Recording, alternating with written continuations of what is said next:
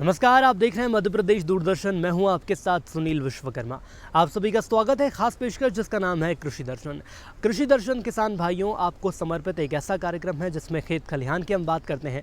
इसके साथ ही उन योजनाओं की बात करते हैं जिनके माध्यम से खेती किसानी को लाभ का धंधा बनाया जा सकता है।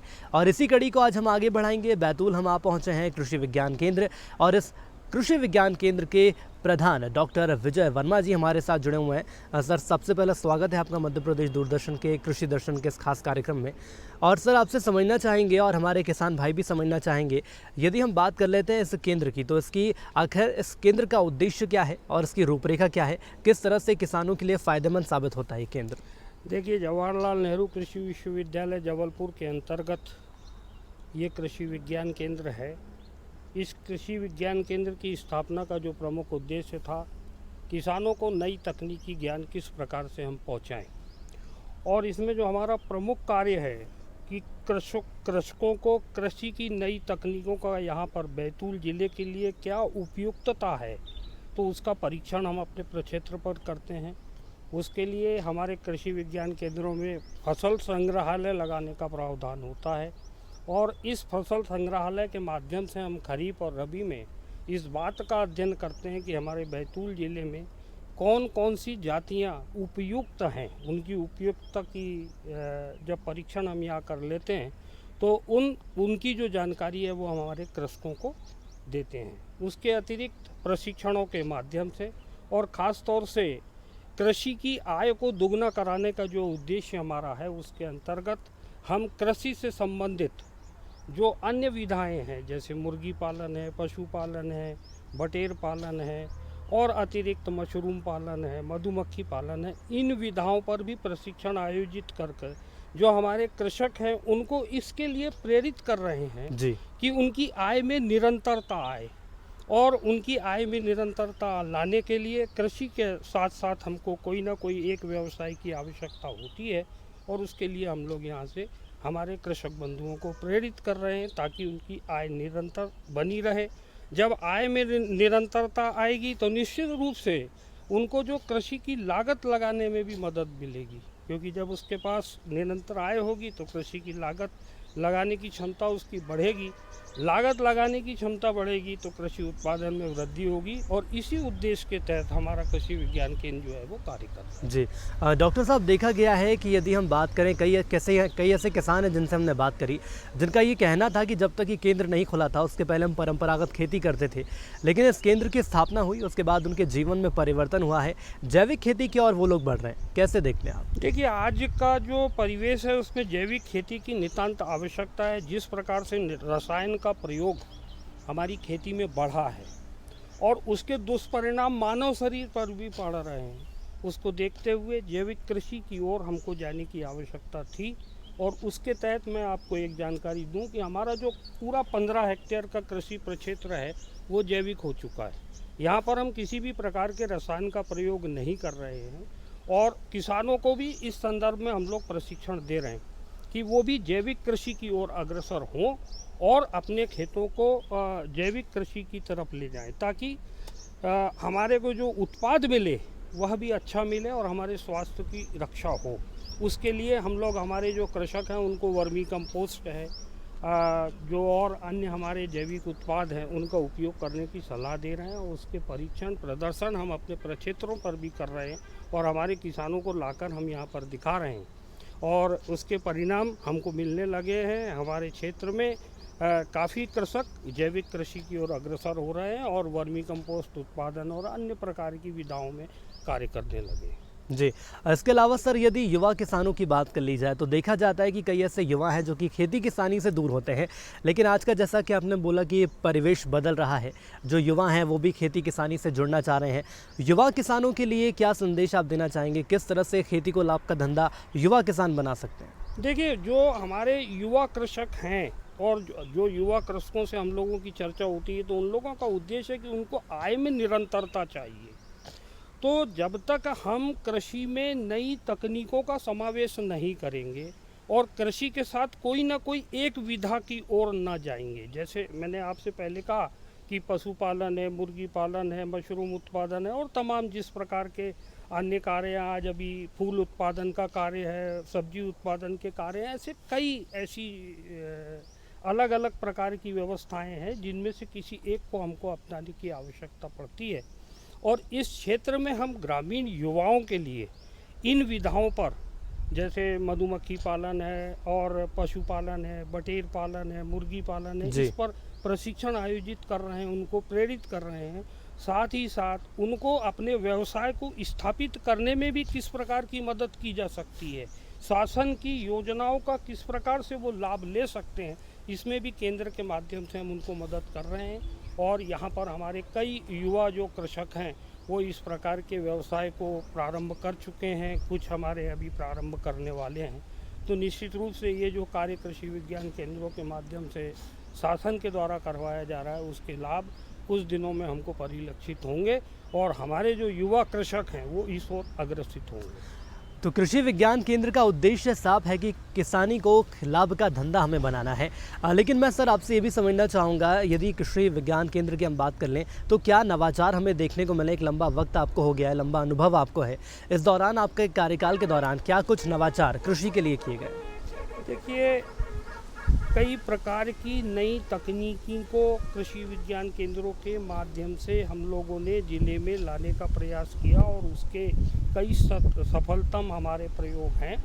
ख़ास तौर से गन्ने के क्षेत्र में, यहाँ हमारा जो कृषक था वो पहले 2.5 फुट पे गन्ना लगाता था और कई प्रकार की समस्याओं का सामना उसको करना पड़ता था। हमारे प्रयासों से, विभाग के प्रयासों से हम लोगों ने उनको एक तकनीक दी कि गन्ने को 4 फुट की दूरी पर आप लोग लगाइए, उससे कई प्रकार की जो समस्याएं आपको आती हैं वह ख़त्म होंगी। उसके परिणाम निकले। आज हमारे ज़िले में अगर 21,000 हेक्टेयर क्षेत्र है तो उसमें से लगभग 18,000 हेक्टेयर क्षेत्र नई तकनीक से गन्ना यहाँ लगना प्रारंभ हो गया। उसके अतिरिक्त बैतूल ज़िला आम के लिए बहुत उपयुक्त ज़िला है और यहाँ पर जो पुरानी परंपरागत तरीके से आम की खेती हो रही थी उसको परिवर्तित करने का प्रयास हमारे और उद्यान विभाग के माध्यम से किया गया और निश्चित रूप से उसमें भी कई प्रकार से हमारे कृषकों ने नई तकनीक को अपनाया और उसका लाभ वो प्राप्त कर रहे हैं। काजू के प्लांटेशन के लिए भी हमारे ज़िले में प्रयास किए जा रहे हैं, अभी हम उसको प्रारंभ कर दिए हैं। यहाँ पर किसान उसके लिए आगे बढ़ रहा है। जहाँ तक मौसम में परिवर्तन आया, बुआई की विधियों में परिवर्तन की बात आई और आप लोगों ने देखा होगा कि हमारा ज़िला जो है वो सोयाबीन प्रधान ज़िला है और यहाँ का लगभग 80% क्षेत्र खरीफ में सोयाबीन की खेती यहाँ पर होती है और उसमें कई प्रकार की समस्याएं आ रही थी।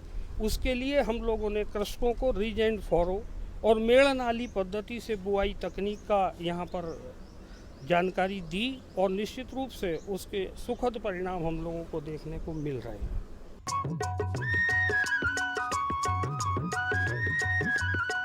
अरे भाई, सुना नहीं क्या? केसीसी ने किसानों का जिंदगी बदल दिया है। देश के छोटे किसान 1,60,000 रुपये तक का कर्ज बिना किसी गारंटी को ले पाएंगे। ब्याज खोरों से भी पीछा छूटा। मैं तो जैविक खेती का पूरा सामान मंगा लिया, केसीसी का भी कोई दबाव नहीं है। ब्याज चुकाने के लिए पूरा 1 साल मिलता है। समय पर भुगतान करने पर केवल 4% के सालाना ब्याज पे लोन मिल गया मुझे। अपना आधार कार्ड, लेटेस्ट फोटो और जमीन के कागजात लेके अप्लाई करो बस। और नामांकन भरने के लिए जेब भी ढीली नहीं करनी पड़ी।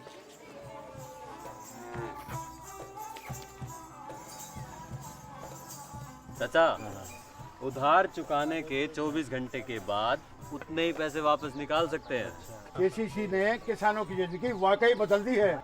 तो आप भी किसान क्रेडिट कार्ड अपनाएं और सहजता से ऋण पाएं। अरे सुन तो। मुझे क्या सुनाना चाहते हो? जो सुनाओ मेरी सौतन को। किसको? अरे वही तुम्हारा मोबाइल फोन जिससे सुबह शाम दिन रात चिपके रहते थे और कहते थे किसान कॉल सेंटर से बातें हो रही हैं। अच्छा, ये बात है। हाँ, क्यों? क्या हुआ? अब बात नहीं होती क्या? अब तो झट से बात हो जाती है। संबंधी समस्याओं का अपनी भाषा में तुरंत हल पाने के लिए पूरे भारत में किसी भी फोन से हेल्पलाइन नंबर पर संपर्क करें। किसानों का दोस्त, किसान कॉल सेंटर।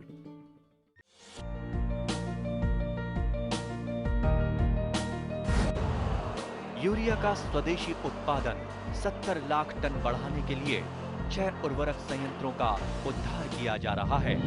FCIL के गोरखपुर, सिंदरी, तलचर और रामागुंडम संयंत्र, HFCL की बरौनी इकाई और BVFCL की नामरू फोर्थ। सोने पर सुहागा ये है कि देश में अब बनेगा सिर्फ नीम लेपित यूरिया, क्योंकि इससे होगा किसानों का फायदा ही फायदा। अनाज का उत्पादन 10% तक बढ़ेगा। बढ़ेगी 10 से 15% नाइट्रोजन क्षमता।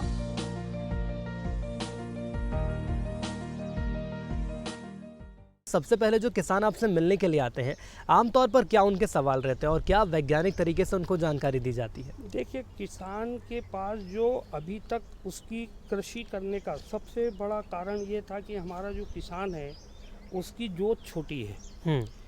ज़िले की जो जोत है वो लगभग आप मान लीजिए कि हमारे यहाँ 2 हेक्टेयर मैक्सिमम जोत है। 2 हेक्टेयर जोत वाले किसान को संसाधन का जुटाना सबसे बड़ी कठिनता होती है। सबसे बड़ी कठिनता उसके पास ये होती है कि वो हर प्रकार के संसाधन स्वयं नहीं रख सकता है। इन परिस्थितियों में हम लोगों ने उसे एक नया परिवेश दिया कि अगर आपके पास 5 एकड़ खेत है तो उसमें से आप 5 एकड़ खेती को सब्जी उत्पादन के क्षेत्र में परिवर्तित करें और बाकी का जो क्षेत्र है वो फसल उत्पादन के क्षेत्र में रखें। सब्जी उत्पादन अगर आप कर सकते हैं तो सब्जी उत्पादन करिए। अगर आप सब्जी उत्पादन में इंटरेस्टेड नहीं है तो कोई ना कोई एक ऐसा कार्य आपके खेत में आप प्रारंभ करें जिससे आपकी आय की निरंतरता बनी रहे। आज जो सब्जी उत्पादक कृषक हैं हमारे, वो निश्चित रूप से 200 से 300 रुपये प्रतिदिन आय अपनी उससे सब्जी उत्पादन से प्राप्त करते हैं और जो कृषि का जो उनका क्षेत्र है, जो बचा हुआ क्षेत्र है, उस क्षेत्र में वो फसल उत्पादन का कार्य करते हैं।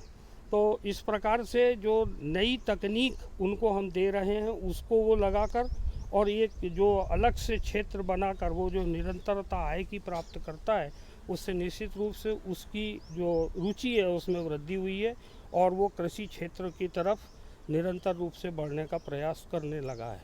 हाँ बिल्कुल सर, कृषि विज्ञान केंद्र की हम बात करें तो यहाँ पर ये भी देखा गया है कि कई ऐसे नवाचार किए जा रहे हैं, प्रयोगशालाओं में प्रयोग किया जाता है कि नई नई फसलें आखिर कैसे हों और कैसे उत्पादक क्षमता बढ़ाई जा सके। इस दिशा में क्या कहना चाहेंगे आप कि कौन कौन सी फ़िलहाल अभी तक उत्पादक क्षमता बढ़ाने के लिए फसलों पर या बीजों पर प्रयोग किए गए हैं? देखिए, सबसे पहला कार्य जो था कृषि का, जो सबसे पहला कार्य है और हमने अपने कृषि विज्ञान केंद्रों के माध्यम से पहल जो की है वो मृदा के स्वास्थ्य पे की है। वास्तव में हम कृषि करते चले आ रहे हैं, कृषि करते भी जा रहे हैं, परंतु मृदा की तरफ हमारे कृषकों का ध्यान बहुत कम था और उस बात को सबसे पहले हमने अपने कृषकों से, अब जो हमारा प्रशिक्षण होता है उसमें हमारा पहला निवेदन होता है कि वो अपनी भूमि का परीक्षण कराए। जब वो भूमि का परीक्षण कराता है और अपने मृदा स्वास्थ्य पत्रक को लेकर हमारे पास आता है तो हम उसका अध्ययन कर उसको पूरी जानकारी उपलब्ध करा रहे हैं। साथ ही उसमें ऑर्गेनिक कार्बन बढ़ाने के लिए हमारा निवेदन होता है कि जो भी उसके पास कचरा है उसको वो सड़ाए, जो गोबर है उसका उपयोग अपनी कृषि में करे।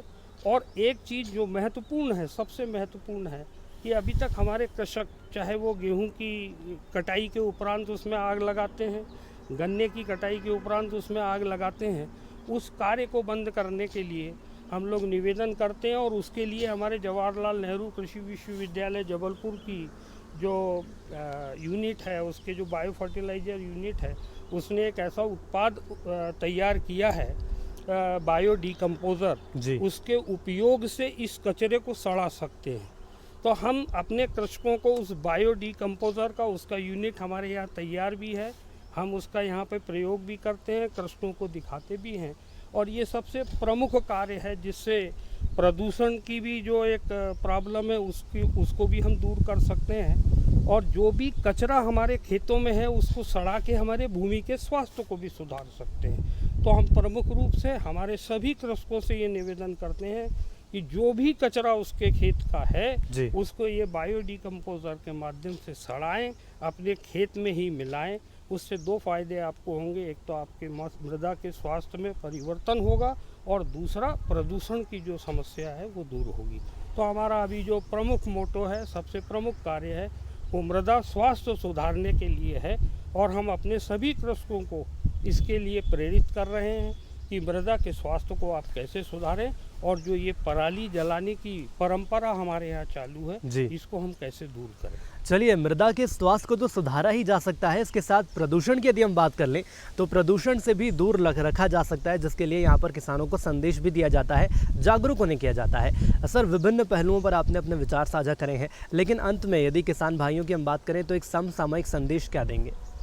अभी वर्तमान में हमारे क्षेत्र में जो है वो गन्ने की कटाई का कार्य हो रहा है और गन्ने की कटाई के उपरांत हमारे कृषक भाई जो हैं उसको रटून के रूप में रखते हैं, जिसको यहाँ लोकल लैंग्वेज में खोड़वा कहते हैं, परंतु उसमें उनको वो बहुत विशेष ध्यान नहीं देते हैं। मैं कृषि विज्ञान केंद्र की ओर से मेरे किसानों को एक संदेश देना चाहता हूँ कि अगर आप रटून की खेती करना चाहते हैं तो वो जो गन्ना बुआई करते हैं उससे भी ज़्यादा महत्वपूर्ण है, उसका देखभाल करने की बहुत आवश्यकता है। मैं आप सभी से निवेदन करता हूं कि गन्ने की कटाई के उपरांत उसकी जो पेड़ियां बच जाती हैं उनको समतल करें और उसके बाद खेत को जलाएं ना। जो भी उसमें पत्तियां हैं उन पत्तियों को सड़ाने के लिए आप कृषि विज्ञान केंद्र से संपर्क करें और उसकी पत्तियों को सड़ाएं। साथ ही जब आप पेड़ियों को समतल कर लें तो एक स्प्रे उस पर बायोडाइजेस्टर का कर दें या किसी भी फफूंदनाशक का कर दें, ताकि आपको उसमें अच्छे कल्ले मिलें और आपको रटून से भी जो है वो अच्छी उत्पादन मिलने की संभावना रहेगी। अभी हम लोग उसको केवल वैसे ही छोड़ देते हैं, खेत को जला देते हैं और एक जो धारणा हमारे मन में है कि खेत को चलाने से उसमें टिलरिंग बहुत अच्छी होती है जी, उसको विशेष रूप से हम निवेदन करते हैं कि इस व्यवस्था को आप बंद करें और जो भी कचरा उसमें है उसको सड़ाएं और उसमें जो हमारी खोड़वा जो होता है, जो रटून की क्रॉपिंग होती है, उसकी देखभाल अच्छे तरीके से करें ताकि हमको अच्छा उत्पादन। तमाम विभिन्न पहलुओं पर सर आपने जानकारी दी और कृषि विज्ञान केंद्र को विस्तार पूर्वक आपने किसान भाइयों को समझाया है, इसके लिए आपको बहुत धन्यवाद। और किसान भाइयों, हम आपको ये भी बता दें कि यदि आपको किसी प्रकार की कृषि के क्षेत्र को लेकर समस्या आ रही है तो आप कृषि विज्ञान केंद्र यहाँ पर आ सकते हैं। यहाँ के कृषि वैज्ञानिक महोदय रहते हैं, कार्यकर्ता रहते हैं जो कि आपकी समस्याओं को दूर कर सकते हैं। और कृषि विज्ञान केंद्र का एक ही उद्देश्य है कि आखिर कैसे किसानों को जो खेती है कम से कम लागत में ज़्यादा से ज़्यादा लाभ किसान भाइयों को मिल सके। इस दिशा में कृषि विज्ञान केंद्र के द्वारा लगातार प्रयास किए जा रहे हैं। कृषि दर्शन के अंक में इतना ही। मुझे दीजिए इजाज़त और किसान भाइयों, अब नजर डालेंगे खबरें खेती की पर।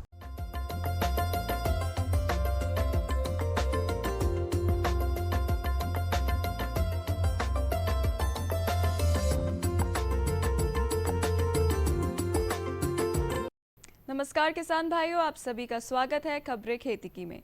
आइए नजर डालते हैं आज के मुख्य समाचारों पर। छोटे किसानों को मजबूत बनाना सरकार का लक्ष्य। किसानों को उन्नत किस्म के बीज उपलब्ध कराएं। एक जिला एक उत्पाद योजना की जानकारी दें। हरा चारा, उत्तम आहार, पुदीना से बढ़ाएं आमदनी। आइए नजर डालते हैं खबरों पर विस्तार से। छोटे किसानों को मजबूत बनाना सरकार का लक्ष्य। छोटे किसानों को केंद्र में रखकर एक वेबिनार में सरकार के विजन को बताते हुए प्रधानमंत्री श्री नरेंद्र मोदी ने कहा कि छोटे किसानों की मजबूती से भारतीय कृषि को अनेक समस्याओं से छुटकारा दिलाने में बहुत मदद मिलेगी। उन्होंने इस वर्ष के केंद्रीय बजट में कृषि के लिए कुछ प्रावधानों के बारे में प्रकाश डाला। इन प्रावधानों में पशुपालन, डेयरी और मत्स्य पालन क्षेत्र को प्राथमिकता देते हुए कृषि ऋण लक्ष्य बढ़ाकर 16,50,000 करोड़ रुपए करना, ग्रामीण बुनियादी ढांचा निधि बढ़ाकर 40,000 करोड़ रुपए करना, सूक्ष्म सिंचाई के लिए आवंटन 2 गुना करना, ऑपरेशन ग्रीन स्कीम का दायरा 22 जल्दी ना खराब होने वाले उत्पादों तक बढ़ाना और ई नाम के साथ 1,000 और मंडियों को जोड़ना शामिल है। उन्होंने लगातार बढ़ते जा रहे कृषि उत्पादन के बीच 21वीं सदी में पोस्ट हार्वेस्ट क्रांति या खाद्य प्रसंस्करण क्रांति और मूल्य संवर्धन से संबंधित भारत की जरूरत पर जोर दिया। उन्होंने कहा कि अगर यह काम 2-3 दशक पहले हो गया होता तो देश के लिए बहुत अच्छा होता। प्रधानमंत्री कृषि से संबंधित बजट प्रावधानों के प्रभावी कार्यान्वयन के बारे में आयोजित सेमिनार को वीडियो कॉन्फ्रेंस के माध्यम से संबोधित कर रहे थे। इस वेबिनार में कृषि, डेयरी, मत्स्य पालन क्षेत्र के विशेषज्ञों, सार्वजनिक, निजी और सहकारी क्षेत्र के हितधारकों तथा ग्रामीणों अर्थव्यवस्था को वित्त पोषित करने वाले बैंकों के प्रतिनिधियों के भाग लिया। कृषि मंत्री भी इस वेबिनार में शामिल हुए। किसानों को उन्नत किस्म के बीज उपलब्ध कराएं। मध्य प्रदेश के कृषि मंत्री श्री कमल पटेल ने आत्मनिर्भर मध्य प्रदेश के निर्माण के लिए फसल उत्पादन को बढ़ाने के आवश्यक प्रबंध करने के निर्देश दिए। उन्होंने कहा कि उत्पादन में वृद्धि के लिए हाइब्रिड फसलों के लिए किसानों को प्रोत्साहित किया जाना जरूरी है। उन्होंने जैविक खेती को भी बढ़ावा देने के निर्देश दिए। श्री पटेल ने मध्य प्रदेश राज्य बीज विकास निगम की संचालक मंडल की 104वीं बैठक की अध्यक्षता करते हुए उक्त निर्देश दिए। कृषि मंत्री ने कहा कि बीज विकास निगम द्वारा तैयार कराए जाने वाले उन्नत किस्म के बीज प्रदेश के किसानों को सुगमता से उपलब्ध कराए जाएंगे। उन्होंने उत्पादित बीजों की मार्केटिंग के भी निर्देश दिए। श्री पटेल ने फसलों के साथ साथ सब्जी के उन्नत बीज उत्पादित कर किसानों को उपलब्ध कराने को कहा है। उन्होंने भिंडी, मूली, धनिया इत्यादि सब्जियों पर फोकस करने को कहा। एक जिला एक उत्पाद योजना की जानकारी दें। मध्य प्रदेश के उद्यानिकी एवं खाद्य प्रसंस्करण राज्य मंत्री श्री भारत सिंह कुशवाहा ने कहा कि खाद्य प्रसंस्करण के क्षेत्र में निवेश की संभावनाओं पर भोपाल में जल्दी सेमिनार आयोजित किया जाएगा। उन्होंने कहा कि उद्यानिकी विभाग के अधिकारी एक जिला एक उत्पाद योजना में किए गए नवाचारों की जानकारी सेमिनार के पहले विभाग को दें। श्री कुशवाहा मंत्रालय में विभागीय समीक्षा बैठक को संबोधित कर रहे थे। राज्य मंत्री ने कहा कि मॉडल विकासखंड, मॉडल नर्सरी के साथ साथ अन्य कार्यक्रमों के क्रियान्वयन पर भी वरिष्ठ अधिकारी नजर रखें, क्षेत्र में भ्रमण करें। उन्होंने कहा कि किसानों को, खासकर उद्यानिकी फसलों के लेने वाले छोटे किसानों को आत्मनिर्भर और समृद्ध बनाने के लिए उत्पादन के साथ साथ उपज का भंडारण और प्रसंस्करण के काम से जोड़ना है। हरा चारा उत्तम आहार। जायद मौसम में हरे चारे की कमी प्रायः सभी जगह होती है और यदि हरा चारा उपलब्ध हो जाए तो पशुओं के लिए, विशेषकर दुधारू पशुओं को बहुत लाभ मिलता है और अच्छे दूध उत्पादन का लाभ पालकों को भी मिलता है। कुछ क्षेत्र में एमपी चरी को लगातार पशुओं के लिए ग्रीष्मकाल में हरा चारा उपलब्ध कराया जा सकेगा। इस फसल की कटाई कई बार की जा सकती है क्योंकि इसमें HCN नामक जहरीला पदार्थ बहुत कम होता है, जिससे पशुओं को बचाया जा सकता है। इसमें 5 से 6% प्रोटीन होता है। इसका तना पतला और मुलायम होता है, जिसे पशु चाव से खाते हैं और पचाते हैं।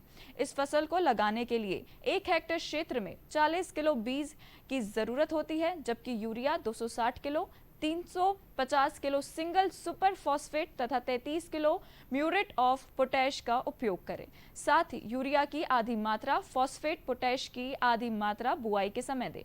शेष यूरिया को 2 भागों में पहली कटाई के बाद और दूसरी कटाई के बाद देना चाहिए। पुदीना से बढ़ाएं आमदनी। पुदीना एक गुणकारी औषधि फसल है। इससे पेपरमिंट भी बनाया जा सकता है, जो कि बहुत अधिक कीमत देता है। इसलिए किसान भाई पुदीना लगाएं, लाभ कमाएं। यह सभी प्रकार की जलवायु एवं भूमि में पैदा किया जा सकता है, केवल पहाड़ी बर्फीली भूमियों को छोड़कर। इसका प्रवर्धन कलमों तथा कलम कटिंग से होता है। मार्च, अप्रैल और अक्टूबर माह पुदीना लगाने के लिए उपयुक्त है।